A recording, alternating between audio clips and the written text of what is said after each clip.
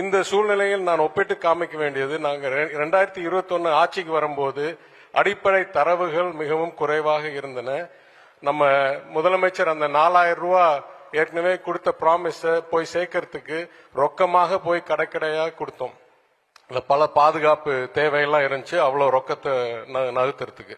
ஆனா இன்றைக்கு இந்த 4.5 ஆண்டுகளில் எவ்வளோ தகவலை தீட்டியிருக்கிறோம் என்றால், இன்றைக்கு சுமார் 336 திட்டங்கள், அரசாங்கத்தின் திட்டங்கள் முழுமையாக டிஜிட்டல் மயமாக இருந்து 2 கோடி மக்களுக்கு மேல் ஒரு ஃபேமிலி டேட்டா பேஸ் உருவாக்கி 30,000க்கு மேல் இ சேவைகள் மையம் உருவாக்கி இன்றைக்கு சுமார் 300 சேவைகள் ஒன்று இ சேவை மையம் இல்ல வாட்ஸ்ஆப்பில் கிடைக்கிற அளவுக்கு செய்திருக்கிறோம்.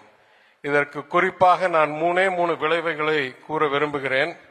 முதல் விளைவு, ஜனவரி மாதத்தில் திறந்த வாட்ஸ்ஆப் செயலி மூலம் உங்களுக்கு அரசு சேவைகள் கிடைக்கும். அந்த திட்டத்தில் 2 மாதங்களில் சுமார் 4 லட்சம் பேர், அதில் சுமார் 7 லட்சம் சேவைகளை பெற்றுள்ளார்.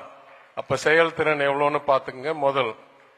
இரண்டாவது, இந்த ஒரு சர்ப்ரைஸ் கிஃப்டா முதலமைச்சர் இந்த 3000 ரூபாய் அட்வான்ஸ் உரிமை தொகையும் இந்த 2000 ரூபாய் கோடைக்கால தொகையும் கொடுக்க திட்டமிட்ட போது 5 ஆண்டுகளுக்கு மேல் 2000 ரூபாயை ரொக்கமாக போய் சேர்க்க வேண்டிய இருந்த சூழ்நிலையில் சுமார் 6500 கோடியை இ டிரான்ஸ்பர் மேல பேங்க் டிரான்ஸ்பர் மூலமாக 1.31 கோடி குடும்பங்களுக்கு வெறும் 3.5 மணி நேரத்தில் செயல்படுத்தி அதை போய் சேர்த்தோம். அதுதான் செயல்திறன். மூன்றாவது நான் கூற வேண்டியது, ஏன் இந்த தகவல் எல்லாம் முக்கியம் என்றால், இன்றைக்கு நான் கூறுவேன், எந்த மாநிலத்தை விட தமிழ்நாடு தான் கூடுதல் தகவல் வைத்திருக்கிறது.